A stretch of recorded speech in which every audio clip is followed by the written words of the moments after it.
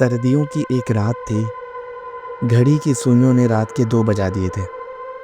گاؤں سے شہر کا راستہ ویران اور سنسان تھا۔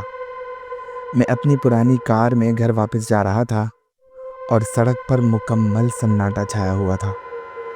ارد گرد صرف درختوں کا گھنا جنگل تھا اور اوپر کالے بادلوں میں چھپا چاند۔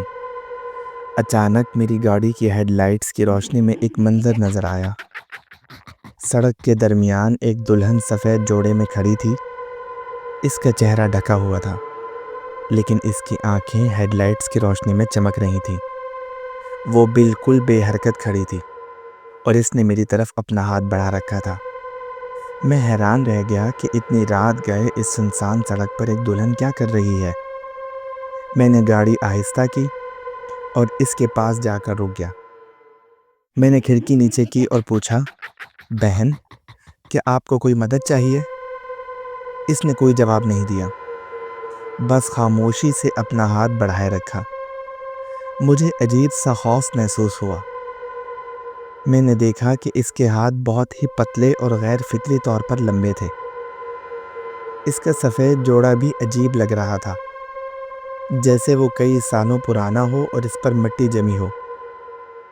میں نے سوچا شاید وہ پریشانی میں ہے اور اسے مدد کی ضرورت ہے۔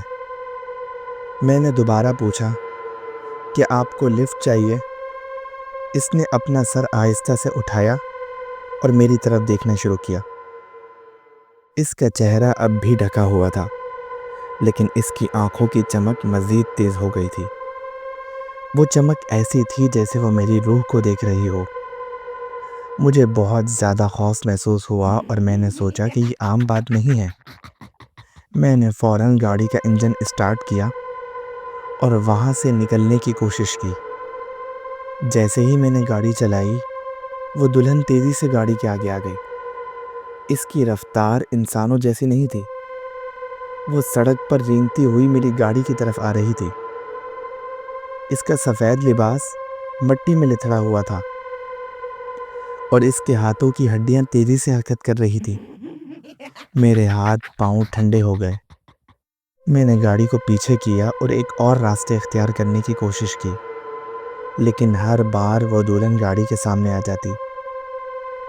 وہ نہ چل رہی تھی اور نہ بھاگ رہی تھی، بلکہ سڑک پر تیر رہی تھی۔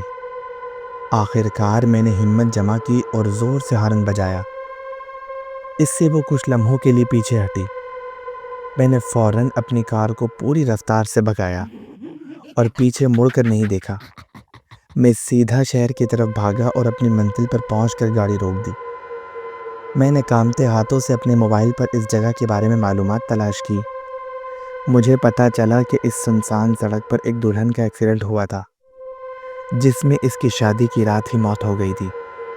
وہ اسی جگہ دفن ہے اور رات کے وقت اکثر لوگوں کو اسی طرح دکھائی دیتی ہے۔ مجھے یہ بھی پتہ چلا کہ جو شخص اس کا ہاتھ تھام لے، اس کی روح کو وہ اپنے ساتھ لے جاتی ہے۔